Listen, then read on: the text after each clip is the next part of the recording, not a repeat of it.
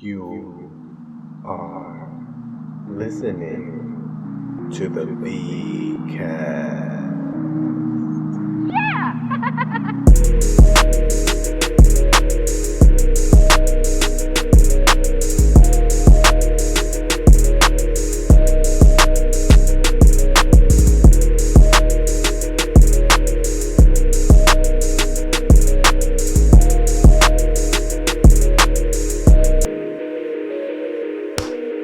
Hey, what's up, baby? It's your boy, Vic Cedeno, back again. Another episode. We're at 72. I remember the number this time. Episode 72. How do you do? I do great. Look at the do. What do you do? All right. I am killing it at the dojo tonight. We are at another show. It's Friday. I'm doing a show Friday, not Monday, because Monday we got the Spanish siesta at the Dojo of Comedy, and I will not be in attendance because I'm not needed. I am not needed. They run their own show. The dojo door guys' services are not needed, so I won't be here, and I'm not going to record. So there's no open mic, and we're here before the show. Gerald Bedford headlining tonight. I'm excited. I'll be hosting this shindig. And I'm excited.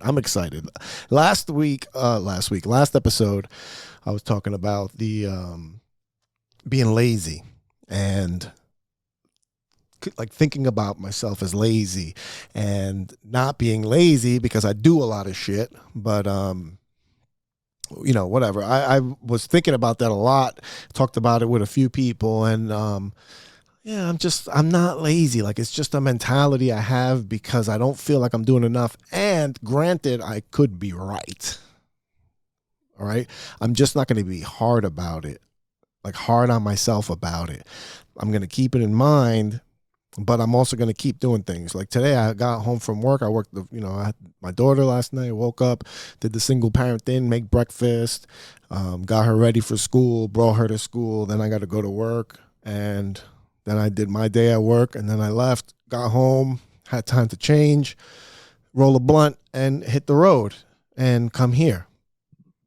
Now, this is, obviously, I'm not getting paid for this yet. Ladies and gentlemen, we're going to blow the fuck up one day. And I'm not getting paid for this yet. And so, but it's still work. Like, I'm still working towards something. You know what I mean? So I'm not lazy. Like I really wanted to stay home. My genuine feeling is laziness. And there are times that I am lazy, but I'm not lazy. Does that make sense? Yes, I hope it does. It makes sense to me. Like I tell my daughter when I say, oh man, like if I try not to do this because it is kind of fucking rude, but like, oh, that was stupid. If I say that was stupid, then she's like, oh, why are you calling me stupid? Or if you say that to somebody, why are you calling me stupid? You're not calling the person stupid. You're saying what they did was stupid. They're not, you know what I mean? Like, stupid people do. What is it? Stupid is as stupid does. Family, baby. That's what I wanted to talk about today. Family, because been a lot of things going on the interwebs about family. Joe Rogan's father, St. Roagie's father, has made an appearance, and he's now come out and he's attacking him. He's made this fucking gangster response video, and I'm like, geez, like, do I have any beef with me and my immediate family? Like, me and my brother sometimes get into fights and stuff, like, arguments, but never something, where we haven't talked in a while and then you bounce back. But I don't know, like such seething hatred for someone in your family, especially your son or your father. For those that haven't seen it, Joe Rogan's father released some video. I don't know if it's even his father, because his father's old as fuck. This guy does not know how to work a fucking camera and upload something online. Somebody's helping him. Somebody's working with him. He's got Joe Rogan's sister, I guess the guy's daughter, on there. Probably spent, not that much time with Joey Rogues and some other dude, some other fucking goomba from the neighborhood. Maybe it's her husband. I don't know. But it's like a short video. The guy's really angry, saying that the things that Joe Rogan was saying, are lies. He's calling him a liar and that he's a punk and he won't face him. And he comes off very unhinged. I mean, he's really like father of the year category. Like he does everything he can to prove Joe Rogan right. And when they show the video of like the things that Joe Rogan said, like these are videos. There's nothing recent. There's nothing in the new studio. There's nothing in the studio before the first studio that when they moved to Austin. There's nothing in the current studio. There's nothing in the studio before, and there's nothing from the studio in LA. Like it's from his like basement. It looks like it's very old. It's not a recent video. So why are you so angry about it right now? I don't understand. Why? What else could it be? You're making a really hard for anybody to believe that you're not coming for some money, for some like a check or something, because this is too out of the blue. Like if somebody said something about you 10 years ago, you're not going to come back out it, like, I don't know, man. Rogan says that he was abusive and he beat the shit out of his mom and like to beat up kids, the fucking average adult extracurricular activity in those day and ages. Okay, but Rogie wasn't having it. He was a fucking monster, and if you don't do it with a pleasurable attitude, it's very unfortunate. You can't, if you're gonna abuse kids, you can't abuse kids with a bad attitude, all right? Because that scares them. So if you're gonna abuse them, you have to be happy about it. You have to make joy out of things. Because if it's always misery, then these fucking kids are going to revolt against you. And they're going to start the biggest podcast in the world, and then they're going to talk about you, and you're going to be upset that people know the real business about you. But I don't know. They're saying that it's not about the money, but how could anybody believe them? I don't like... they're not credible. You know what I mean? Like it doesn't seem like it's. I'm trying to look this up here. I'm gonna try something on the podcast here with you guys. I think I'm gonna bring the live streaming. I think I'm gonna bring live streaming back and see if I I don't know. See if what happens, because it's just me talking here by myself most of the time. But if I get on the live streaming, we could have some chats. We could chat it up with people. You know what I mean? All right, here we go. I am gonna... Oh my God, I'm right in my ear now. Now I'm in my ear. Let's see. Maybe it's on Twitter. Have you guys bought the blue check? I have not bought the blue check. I refuse to buy the blue check. That is just, I think it's unnecessary. You know what I mean? Like, there we go. That's good volume. Look at that. Oh my God, we're good tonight. I'm freaking really working it. Joe Rogan dad. Looking this up on Twitter because look at the video is going to come up. It's going to come up. I'm putting it on the big screen here. 1 second. Let's see. Here we go. Here we go. Look at this. Can you believe this? Boom. Let's give some volume. Do we have volume here? How do we get the volume out there? I'm sure there's a way. The true story about Joe Rogan's childhood. It's at Fight Life Academy. Who's Fight Life Academy?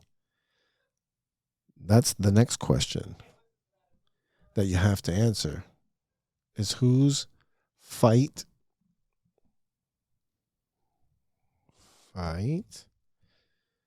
Life Academy. I can't smell. Oh, look, this doesn't even look like a real fucking gym. It's got some weird FL. Fight Life Academy is where you lose your crutches, find your purpose, and discover your tribe. All right, Fight Life Academy. This is who posted this video. This is your first post. Can we get a tag? Hopefully we get Joe and his dad to sit and get to know each other as adults. That's the goal. Who are you? That's what I'm going to ask. Who are you? Who are you, bro? Who are you? Let's troll live. Who are you?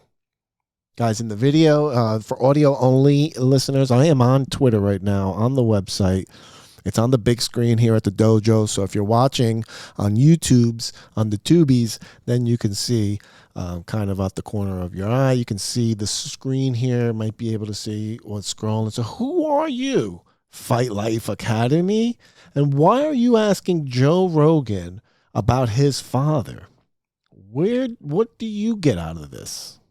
Sir, you have this new account that you joined last year in April. What have you been doing? What have you been doing? I got to tell you, these people are coming off like a couple of psychotic Italians. Those clips of Joe are so old, and you respond now? Come on, nothing they could air out about Joe. That's what I'm saying. That would change the impact he had on my life and the life of many friends of mine. Joe changed the world, St. Rogies. Pray to St. Rogies. In the name of the host, the feature, and the holy headliner. Okay? Pray to St. Rogie. How do you do this to this man? Y'all too caught up on Hollywood gimmicks. They're not asking for money. They're asking to clear their names. That sounds to me like honest people. But why now? Why are you talking about it now? Okay? You're too caught up in Hollywood gimmicks. They're not asking for money. Shut your ass up, biatch. I have a box, Pandora's box, and they put a picture of Janice Soprano. That's fucking good. That's what the fuck is this? And then the hand signs at Drozo the Clown puts the fucking hand signs on here. This is pure ridiculousness, is what I have to tell you right now.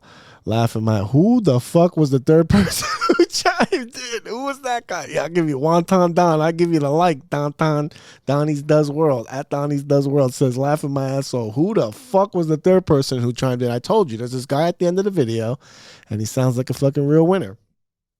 Let me see if I can correct this audio situation right now. Oh, it is outgoing to that audio, but it's not playing in my headphones. Maybe this. Let's see if this will do it. Shit on the crazy ass. Oh, here we go. Italians over here. You know what? We know one thing for sure. We know family. I got volume now. Bullshit over there in Hollywood and all that, bro. We down to real roots. Okay. Oh, it's just in my ear. Okay. All right. It's just in my ear. I have not figured out a way so that you can hear it, or maybe it does. Let me see if it does come through on the I'm gonna look at the lines, the levels. I'm gonna check the levels. All right. Your father. If you learn about your father, what do you give up the world? I'm tired of it, Joe. I'm tired of it, Joe. If you can't, he's rocking the Pittsburgh Steelers. You're a punk. You're a punk. He calls him a punk. Yeah, see, this is very, very suspicious to me. But I'm fucking really involved in the comment. That's the guy. Don't need to know the name. Just know he'll be there. Screaming profanities. Thinly veiled threats and playground insults into a phone camera is the best way to convince people you're stable and not abusive. Correct, sir. What kind of abusive person throws diss videos at their kid? I bet you if we talk to St. Rogies, we find out he's never tried to reach out. Huh? Or Joe's just ignoring. Maybe Joe's over it. Listen, there might be something. Maybe. I don't know. Correct me if I'm wrong. I've never been in this situation. If you have, I'd be interested to know. If you, as a young person, even a teenager, all right, from as a kid all the way up to a teenager, if you witness your father beating the shit out of your mother, I'm thinking it's going to leave a mark somewhere inside of you.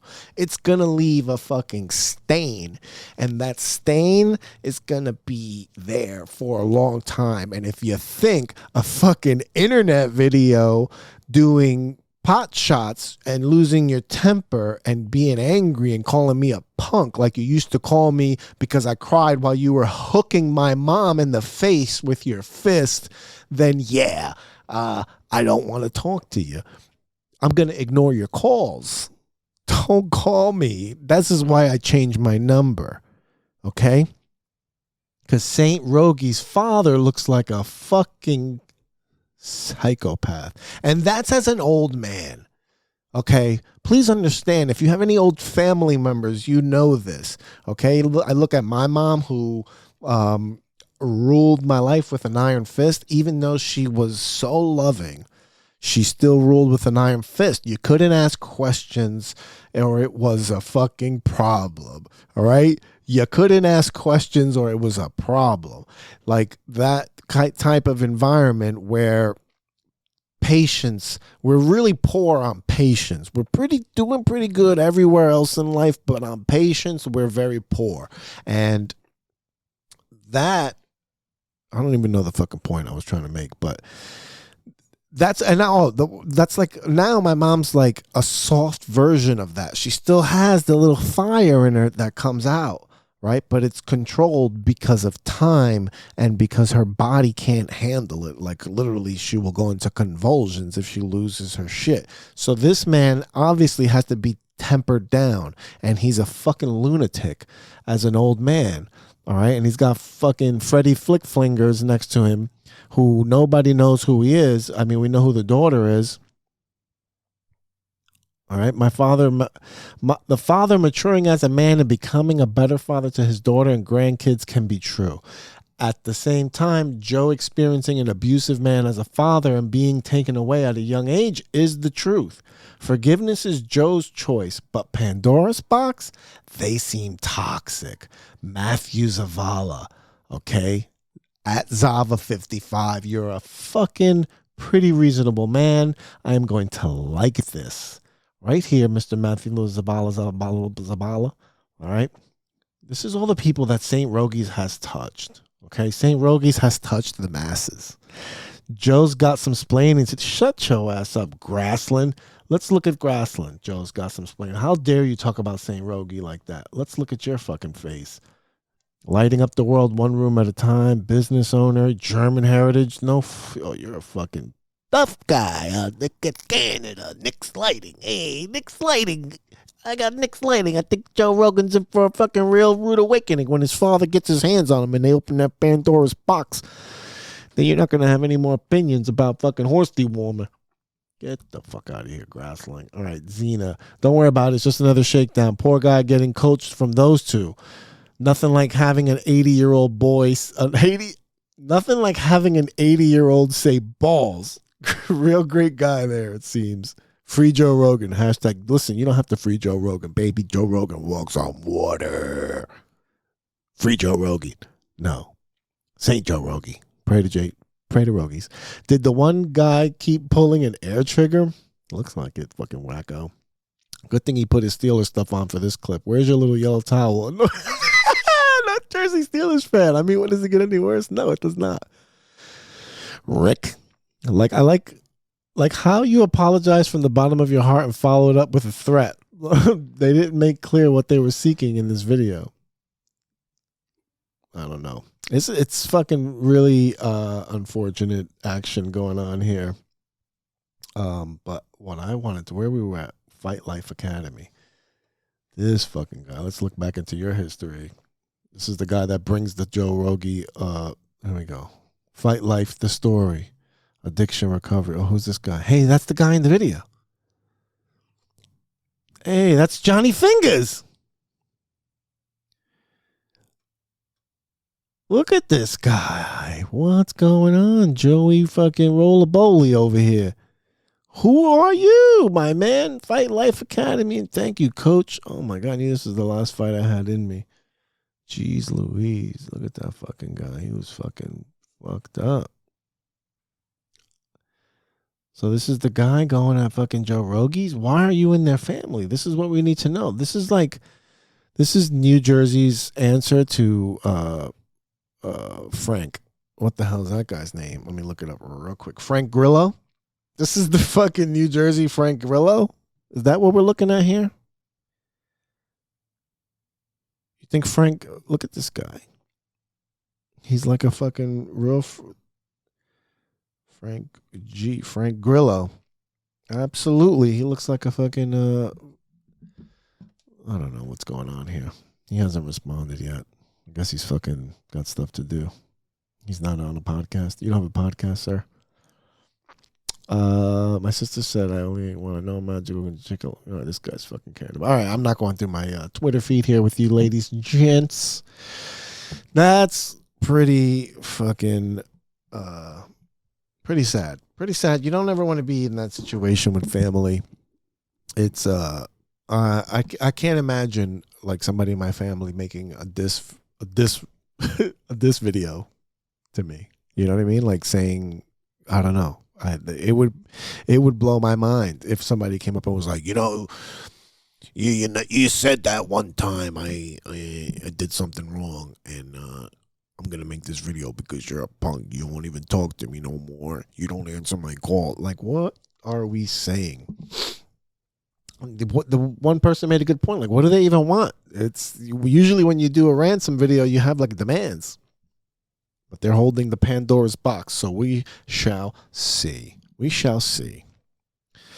It's I try to have sympathy for, or not even sympathy, but compassion, maybe is the right word for parents, fathers, because that's a new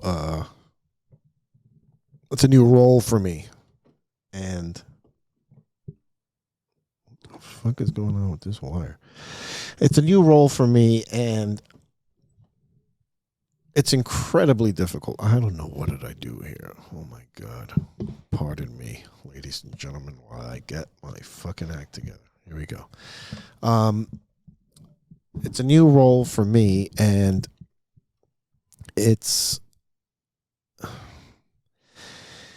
not easy, right? And there's a lot of adversity. I know I used to be really, I don't want to say judgmental, but maybe judgmental is the right word, to my brother and like the stuff that he was going through. And he would be like stressing out, telling me these things. And, then I grow and start going through the same thing. And I really start identifying with his feelings and like why he was saying the things that he was saying and why he was doing the things he was doing. And I just... like, to me, it felt like, like you don't really, like they say the saying, like you have to walk a mile in my shoes before you can criticize me. Well, like there's something to that. There's something to, not being able to understand somebody else's experience while they're going through it. And, you do your best. You have so many things going on in your own life, your own head, and then you're dealing with the person that's looking to you for guidance for every little thing, and you're trying to maneuver them through it while maneuvering your own ship. And a lot of times you don't make the right decision.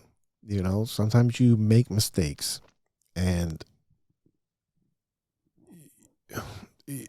everybody makes mistakes. Could that man have made some mistakes? Yeah, probably. You probably shouldn't have beat up your fucking wife.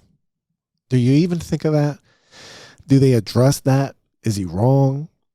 Right? They don't ever say that. They just like, you don't say the whole story, or, like it's just, you have to be accountable for these things. You can't, if you're not accountable, you start making diss videos about your family. right? If you're not keeping your side of the street clean, then why are you talking about the garbage on other people's streets? I always hate that when people like, you're criticizing somebody else and what they're doing, but you're not doing anything better. Your life is a mess. Why are you criticizing somebody else on TV? That's why I hate like people that watch TV and like those talk shows and those things, and you sit there and you judge other people. These people put themselves up on a pedestal because a lot of us are sick and like attention, and we will do that. We will put ourselves on Front Street and walk a fucking runway and do a red carpet, and we're gonna do a premiere, and we're all gonna stand in front of this fucking posted up thing, and we're gonna take pictures because I like attention and I want you all to look at me. But what comes with that is that people who are unhappy with their own lives for whatever reason, or they're not fulfilled, or they're not complete, they're not chasing goals, they don't have anything meaningful going on, they're gonna look at you and they're going to escape their own life by judging you. And they're going to shit on you, and they're going to fucking make podcasts and talk shows about just talking about you. And that's just sounds like just a shitty existence. But you have somebody like that becomes like one of the biggest entertainment people in the world. I don't know. I've gone on a fucking ramble where I don't even know what I'm talking about anymore. I'm trying to be more empathetic about that, because I go through my own freaking trials and tribulations. I'm going through some shit now with the kid, and that's what I was just talking to my brother on the way here. The kid's getting in trouble in school. And it's like the Twilight Zone, where now I'm the parent and I'm having to deal with me, because my daughter is exactly like me. She's like a little carbon copy in her behavior and the things she's doing in school. She likes being the center of attention. She doesn't want the class to be about anybody else. She doesn't want the class to be about the class. She doesn't think the teacher should be up there. She thinks she should be up there. Like, you know what I mean? Like, that's the kind of thing I'm dealing with here. And we had a blowout. It was Wednesday. It was pretty fucking rough. And you don't like I said, you always don't make this. Is my brother called me because he was concerned about the kid, and like I'm like, I'm trying to guide her towards a different path than I took. I'm trying to explain to her that I did the same thing you're doing, and the only thing you're going to face is resistance, because she's not being bad. It's just her personality. All right. School wants everybody to fit into a box, and not everybody fits in the box. And my daughter and me, we didn't fit in the box. All right. So what do? They try to shove you in the fucking box, and they keep picking you up, putting you in, picking you up, trying to move you. And like, that's a lot of friction. So while this is happening, you don't want them to get, while it's happening, it's annoying and it's frustrating. I mean, teachers could probably tell me how frustrating it is to have a kid that continuously disrupts the class.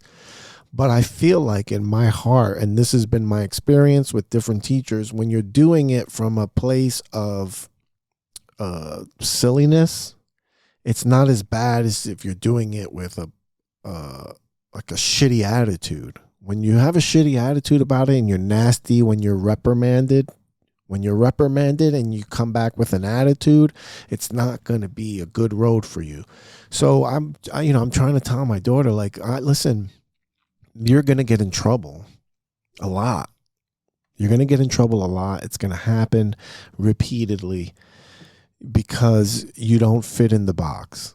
All right. Your personality is not bad. You're not a bad person because you want to make people laugh, because you like attention, because you like to talk and say things, and you like to chat it up, and you like to, you like to have fun. And, but you also have to learn the balance. You have to learn that there's times to have fun. There's times to say jokes. There's times where you shouldn't say jokes. I have to deal with that all the time, especially at work.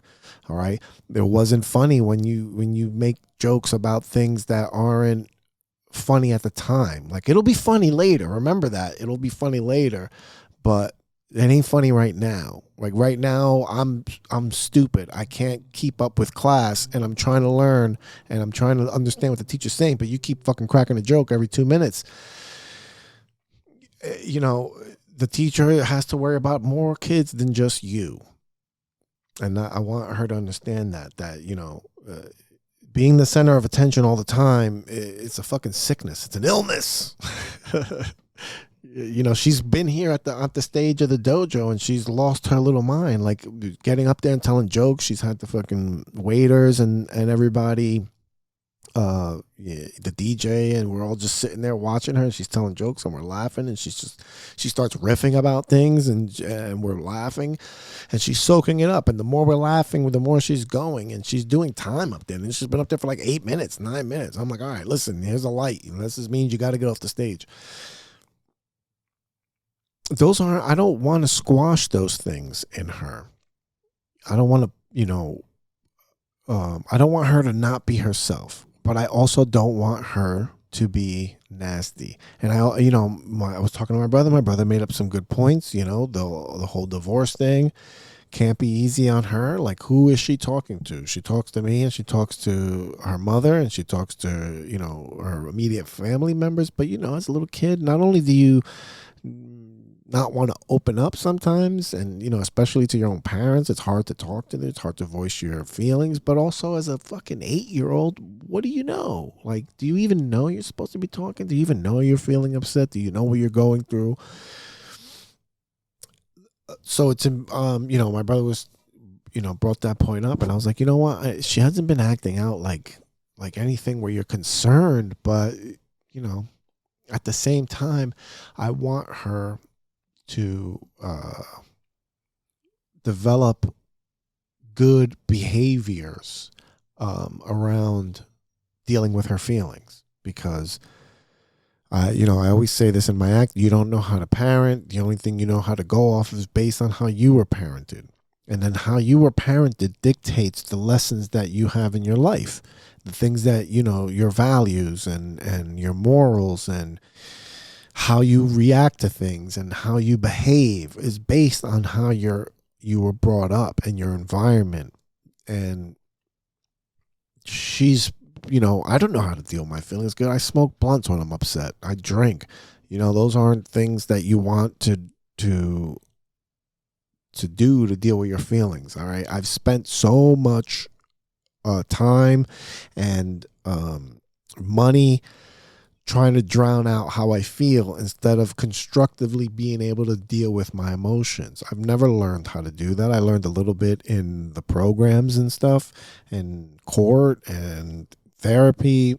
You know, I don't know about court, but I was in a special court. That's why I say court. You don't, you know, these are behaviors that are very easy to learn as a kid. So I want her to develop healthy, healthy reactions and healthy things. I don't want her to fucking become a coke head, a coke fiend. We know what coke fiends do. All right, female coke fiends. You know what female coke fiends do. I don't want her to be a heroin addict like my dad. I don't want her to be a pothead like me. If my daughter grew up and didn't smoke pot, I'd be so proud of her. So proud of her. And it's not because I think weed is bad. It's just I don't want her to have my same vices. Like, for me, weed can be bad. For other people, it may not be. But for me, and it's not the weed, it's my behavior. And my behavior can be addictive. And the way I do things can be very addictive. And it doesn't matter if it's weed, if it's spending money, if it's women, if it's whatever the case is, whatever the vice. I don't gamble or anything like that. You know, telling jokes and shit is fucking super addicting. I don't want her to use that addiction towards something that could hurt her. I want it to be something that's positive, and like her art, you know, and the way she expresses herself, I want her to find constructive ways to express herself. So what I'm trying to say is I'm just going to give her up. Okay. I'm going to give her up. No, I'm kidding. I want her to see somebody. I want her to, talk to someone, maybe a fucking shrinky or something, a child therapist. And it's not because I think she needs help. It's because I think she can learn some good behaviors, some good patterns that, would help her cope in life, like, so that things aren't so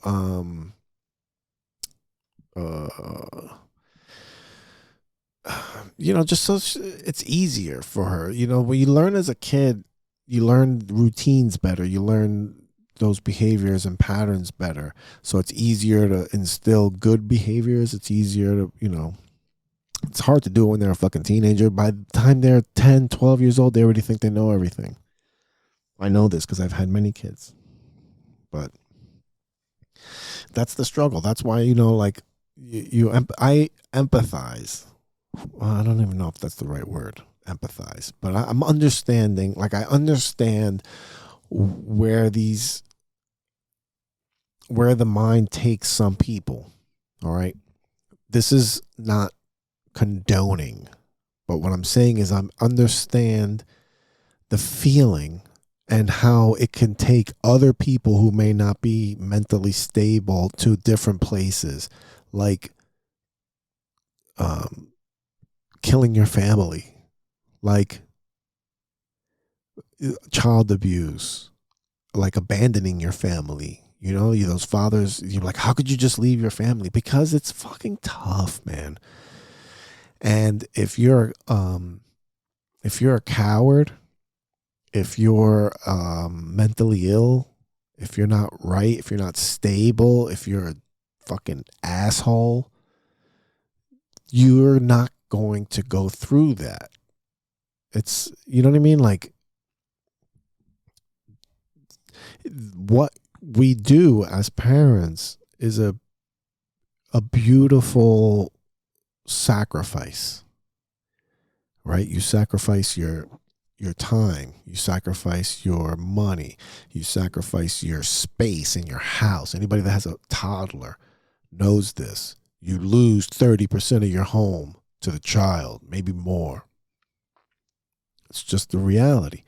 But it's a beautiful sacrifice, because what you're doing is you're fostering and a life, and you're growing it, and it becomes a person, and it develops, and you're watching this grow, and you're becoming attached to this person, and they're becoming your friend, and you want to guide them, and you want them to be happy, and you want to protect them at all cost. But you have to feed them, you have to bathe them, you have to do patterns with them that you don't do with yourself. My daughter brushes her teeth. I help her brush her teeth every night. Well, not every night. Whenever she sleeps over, she, and I know she does it every night. And when I did live in a house, I helped her do it every night. But I didn't do it every night. I brushed my teeth in the morning. I never brush my teeth at night. Why don't I do that for myself? I'm showing her to, because I want better for her than for me. But you know what I mean? Like, the sacrifice that parent puts in is very difficult. What you put up with at work. Everybody that has a job that they are basically a hostage at understands that you can't just tell somebody to go fuck themselves as much as you'd want to, right? Because you have a responsibility to this other person. That's a sacrifice. It's a beautiful sacrifice because you're doing it for a beautiful thing. It pays off.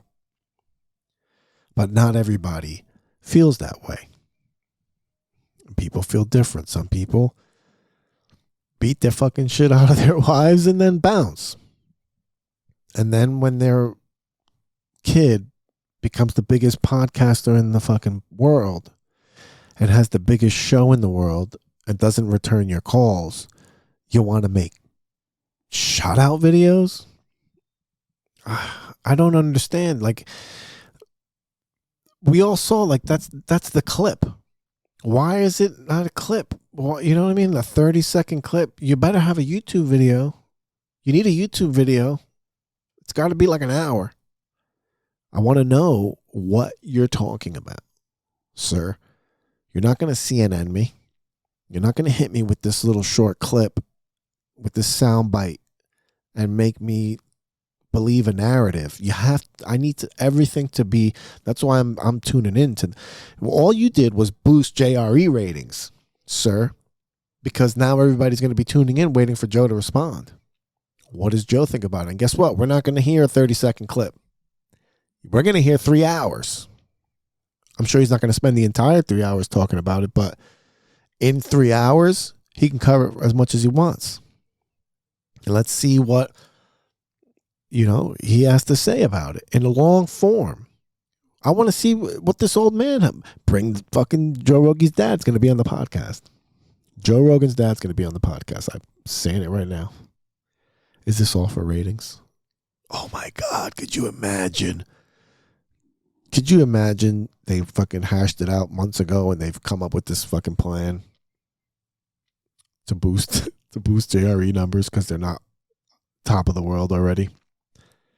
That's insane. Insanity. What can you, I don't know. I'm going to wrap this up because I got to get downstairs, get ready for this top flight show of the world, Craig. What are we looking at here in as far as dates? My dates are pretty open. You can go to vicisfunny.com for all my beautiful dates on my calendar. You can see all my blogs and pictures from some shows that I did. You can see I gotta update that now that I said that about the shows. I gotta update that because I got some pictures with some other people that I can post up and show how valid I am. I'm gonna be doing that maybe tomorrow. Sit down, I'll update some pictures, and I gotta update the site. I got so many things to do, but I'm lazy, so I don't do them. All right. The site, though, I like the site. Let me bring this up into the fold here. Here we are with the site. Look at this. Would you look at this beautiful picture? This is I believe this is an Andrew Gold picture. Thank you very much. Click the links about me. You can see me live. I got the calendar here. Look at this. Look at this fucking beautiful little young man I was. If you're not, if you're just listening and you're not watching on this video that I'm not going to post on YouTube, it's just when you click about me, it says about Vic, and it's a picture of me as a kid holding a backwards cigarette in my hand, trying to light it with a lighter, which is actually how I ended up when I first tried smoking cigarettes. I wasted the first one. My mom left a pack of Merritts behind. My mom used to smoke Merit cigarettes. She used to buy them by the carton. And she left the pack at home, and I got a cigarette out, and I lit it backwards, and nothing happened. And then I was like, I figured it out. And then I took another one, and I lit it the right way, and then I smoked it. And I threw up in the sink in the kitchen because it's gross. Yeah, so vicisfunny.com. You could check out all the good stuff there, all my upcoming dates. I do have a date March 8th. I'm going to try to drop this on Monday, March 8th in Hawthorne. We are back at the Celtic Corner for a dope show. We went for a ride with that one. I had Franco Danger booked first, then he double booked me. I got Aaron Wahlberg to fill in, and then they changed the date because of the snowstorm. And now Aaron's on vacation, so she's out. And Angela Sharp is in. I look forward to seeing her. Angela Sharp, the very beautiful guitar comedian out of Jersey City, New Jersey. She's going to be headlining. Roro Antonuccio's going to be there. I'll be there. And see if we got my boy Tom Cannon is going to be hosting. And that's going to be a good time. That's going to be a good time, baby. But always, all episodes of the podcast are brought to you by the A-Team, NJNYPoolTableService.com. The A-Team is the premier name in moving pool tables, billiard machinery, mechanics. These are the premier billiard mechanics in the tri-state area. I would venture into saying the East Coast, but I've never been anywhere else. I've only done work with them here. For those of you that don't know, I've done pool tables since I was 17 years old. I started working when I was in Hasbrook Heights High School. I had a job at Action Billiards on the Boulevard in Hasbrook Heights, and I worked there for many years with the father of the owner of 18 Pool Tables. Rest in peace, Big Bill. We miss you dearly. I grew up with him and his son. Me and his son have been friends since we were teenagers, and maybe even since like 12, 13. We've been friends, and now he's got his own business. Him and his dad. His dad showed him the business, and they started A-Team. It used to be called Father and Son Billiards, and then they changed it to A-Team. A-Team in loving memory. Big Bill, baby. With heart and loving memory. Big Bill, we miss you, Bill. I get a little chucked up about it. Fucking COVID. COVID took him out. Fucking bullshit. I blame Fauci. A-Team. William Jr. Look at that fucking handsome young man with his son Blakey. Blake, you're gonna have to add the other kids, Billy. Hey, Billy, you're gonna have to add the other kids. I'm gonna fucking message him right now. It's my fucking podcast. I can do what I want. I'm going to go right into the group chat that we have with all our boys. All right, here we go. Boom! And I'm going to show this here. Look at this. Oh my God. Look at Billy. Hey, Billy, you're going to have to put the other kids on the website. All right, they're going to get upset. You can't just have Blake hogging all the action. Get your site updated. All right, put a little link there to the VCast podcast, but make sure you update your children because you got another one on the way. William Jr., sponsor of the podcast, the A-Team. All right, give them a shout. NJNYPoolTableService.com. Find out that you're gonna need to move your table with somebody with experience. Okay, you can't just do it by yourself. You fucking idiot. We also got Combat Fitness Club. Combat Fitness Club is the other sponsor. It's a boxing studio and 186 Main Street in Ridgefield Park, New Jersey. Combat Fitness Club. It's a boxing fitness gym, personal one-on-one training, small group boxing sessions, cardio boxing. I'm going to make another video too because I'm a gangster with the other group chat with Dane's up in this one. Yep, that's right. Combat Fitness Club, 186 Main Street, Ridgefield Park, New Jersey. Boxing fitness gym, personal one-on-one training, small group boxing sessions, cardio boxing. Go check them out now. Get your training on. And Dane Guerrero making his pro debut April 1st. He's going to go out and knock somebody the fuck out, and then he's going to get more people to come sign up so that they can get their fitness on, stop getting picked on, all right? Stop being a punk your whole life. Go talk to Dane. He's going to teach you how to throw those hands, and then people won't be in your face anymore, all right? And you'll be able to walk around the streets of Ridgefield Park with your head held high because Dane is going to be showing you, and you're also going to get in shape. Maybe I can get rid of my titties over there at the thing. Maybe we'll see you there, all right? Check them out. Combat Fitness Club. It's combat_fitness_club on Instagram. 186 Main Street, Ridgefield Park, New Jersey. Hit them up and get your training on. And then we got last but not least at all. I'm hitting them up. I'm just putting this because all my friends are my sponsors. They're wonderful fucking people. And I love them. And that's right. Empire Sewer and Water. If your drain is clogged, you're going to need help, all right? Don't stick your hand down there. I did that one time, and I couldn't clean my nails for like a month. I just had this gunk under my nails. Don't do that. Call professionals. They have gloves. They have PPE, special equipment. Give them a call right now, 973-910-8388, emergency service. They do commercial, residential, drain cleaning, camera. They put a camera in your pipe and check it all out for you. Get them right now. They got a nice gift shop too. You can buy little onesies for your kids, and it'll be nice. They'll be like, "Why is your kid a plumber?" Be like, "We have high hopes for him." Okay, that's why he's there. Empire Sewer and Water. Go to empiresewerandwaternj.com. Check them out. Get a free estimate and fix your shit. That's that, baby. Just doing ads. All right, listen, thanks. I am out of here. Have a good night. VicIsFunny.com, Dojo Door Guy, all that good stuff. TiffsComedy.com. You're